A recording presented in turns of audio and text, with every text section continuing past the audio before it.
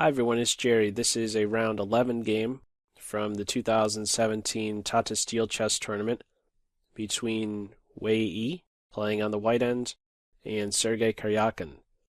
Let's see what we get. An E4, E5 game. Ruy Lopez on board. What line of this opening will we see? Karjakin is likely well prepared for many of the lines out of this opening. In his recent match against Magnus Carlsen, the World Chess Championship match, this is the opening we saw the most. Play follows with knight f6 and d3. No queenless middle game in this Ruy Lopez Berlin. White keeps the queens on the board, let's say, with d3. Bishop c5 and c3. Notice the importance of c3. Notice that white is not, let's say, on this move 5, castling. Castling would allow knight to d4. I just want to make a couple points here. This would be a desirable exchange of pieces for black. Why? In what way or ways does black benefit by having their queen knight exchange for white's king knight? What my eye points to in this position is the bishop on b5. He's a bit stranded. He is vulnerable. Moves like a6 and b5 can now hit with an attack, or maybe even a c6 move, preparing with some preparation a strike in the center, d5. So some valuable tempo or some tempi can be gained against the bishop on b5. Now, if you don't like any of those reasons, you can forget all of it. A far more simplistic way to view it is without the knight on c6, white no longer has the option to inject some type of imbalance into the position. White no longer has the option to play bishop takes knight. That is an option white makes use of in this game. After c3 and castles, that's what we have. Bishop takes knight on move 6. Black takes towards the center, and white snips a pawn. We're entering a sharp line of the Ruy Lopez, something we did not see in the World Chess Championship match. Black has the bishop pair. White has a pawn. Black also has a little bit of a lead in development. What to do when you have a lead in development? Strike in the center. Open the position up. Welcome pawn exchanges. What do you do when you have the bishop pair? Same thing. Welcome pawn exchanges. Everything says d5 is the best move in this position. For bishop pair reasons, for the fact that black has a lead in development.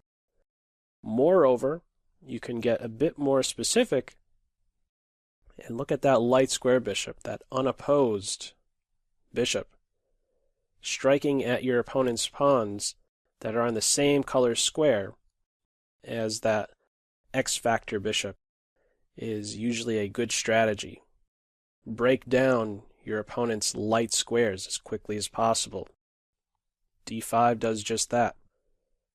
White has yet to move any of the queenside pieces.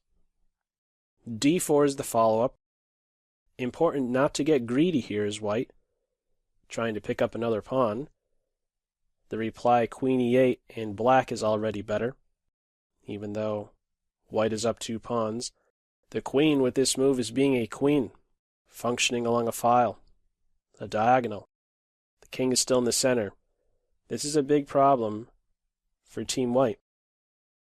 Black will be getting at least 1 pawn back. Position is opening up. Not a good choice. Knight takes c, no good. d4, bishop b6, white castles. Before there's any option of bishop a6. White king is safe. Black follows with d takes e. Can also capture with the knight, and he will more than likely be challenged straight away. He is in white's house. We don't have that. D takes e, bishop g5, pinning the knight. c5, welcoming some more pawn exchanges. Good thing to do. When you have that bishop pair, clear out as many pawns, open up as many diagonals. The bishop is not a fan of just staring at this pawn, so a pawn exchange is in order. c5 on board, knight to d2, c takes d, knight takes e, and black is in trouble. And I'm not even looking at the board right now. You just have to believe me. I'm just staring at the clocks. That is why black is in trouble. Karjakin has spent about an hour on these about dozen moves, and Wei Yi has not yet blinked. What does this mean? He's still in preparation, more than likely. Karjakin is fighting against some top engine. Still in preparation is Team White. This is an issue. In fact, the last move by black to capture on d4 is not best. The computer suggests to immediately challenge one of the top lines at least, to immediately do something, let's say, about this pin, playing h6 and allowing knight takes e4 and then playing queen to e6, where we have a position where it's two bishops versus two knights, and white is up a pawn. That's considered one of the better lines for Team Black. Black instead looks to turn this pawn into Pac-Man, wiping out the whole queen side, and he does exactly that, getting all the way down to b2. C takes d, knight takes e. D takes c, and now queen to f3, avoiding the queen exchange and hammering away again at the pinned piece. Bishop b7, it's important to try and eliminate one of the attackers of f6. Bishop b7 will do that. Bishop takes knight. Black has to take on e4 first. Queen takes bishop. And now queen takes bishop. Black has an option at this point here to take with the queen or the pawn. If you take with the pawn, there's knight c6. This isn't considered best to immediately recapture, but just to show. Material is balanced, but how does black feel about having this happen to their king side when there is still present a knight and a queen? That's a bit scary to ruin your kingside position when there are still those two pieces on board. If it's just, let's say, a rook endgame, just rooks alone, that type of structure, not so much of an issue. But with the queen and a knight, they can easily navigate into these holes over here in the black kingside, and it's very scary to do that. Black instead goes in the direction of allowing a fork.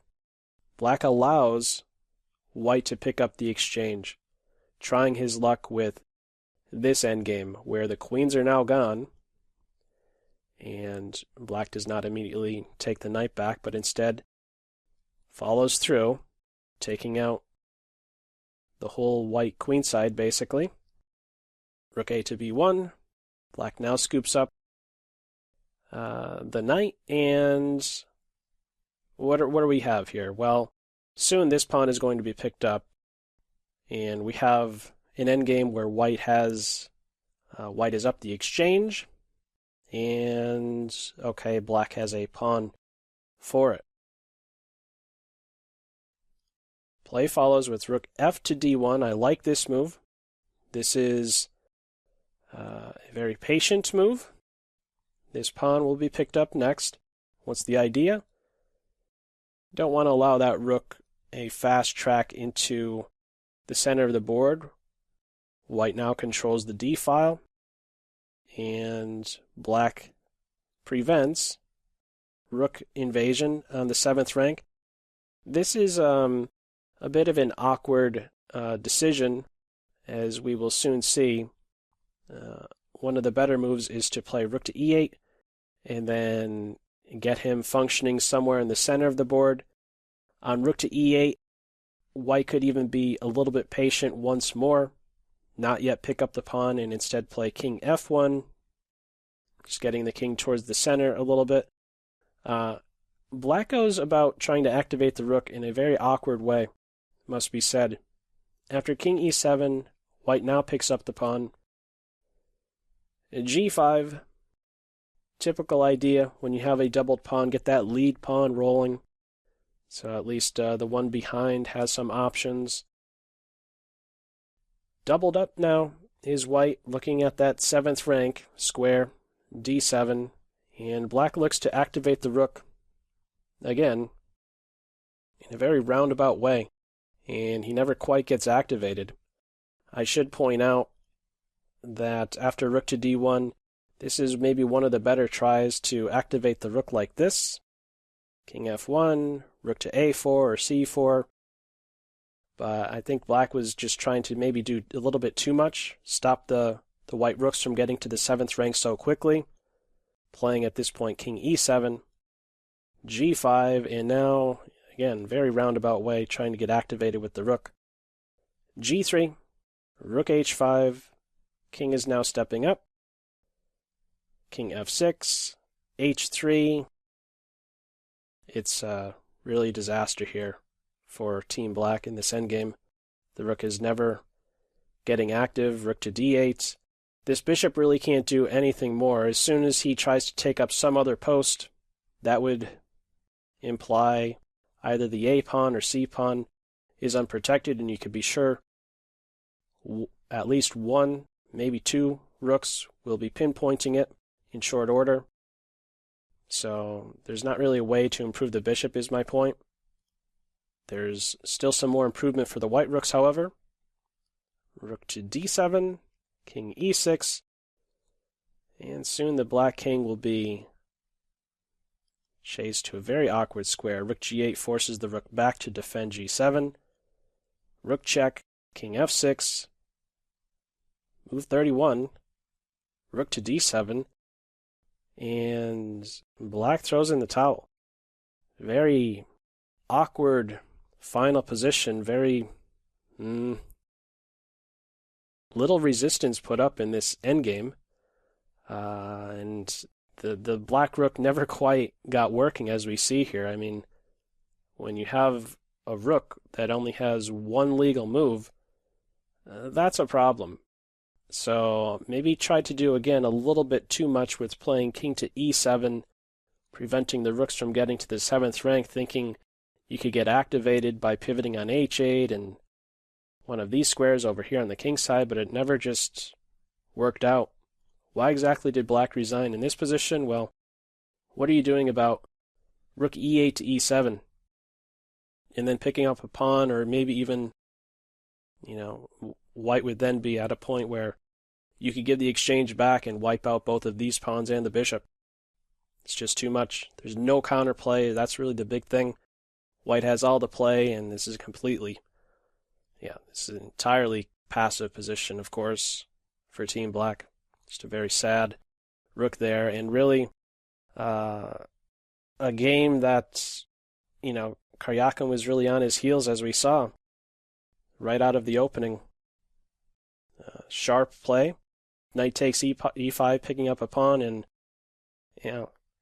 Wei Yi was within preparation for the first dozen moves and got a significant advantage. It's the more prepared player in this game, let's just say. Anyhow, as usual, feel free to leave any feedback to this video in the comment section below. And as usual, I hope you got something out of it. That's all for now. Take care. Bye.